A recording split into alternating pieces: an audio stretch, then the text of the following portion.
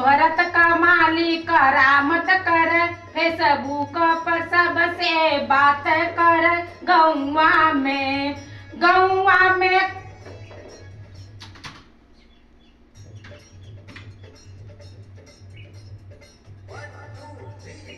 शोहरत कमाली करामत कर, फेसबुक पर सबसे बात कर।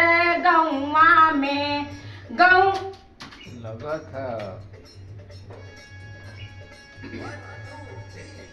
शोहरत कमाली करामत कर, फेसबुक पर सबसे बात कर। गौवा में पटावली यार घूम घूम।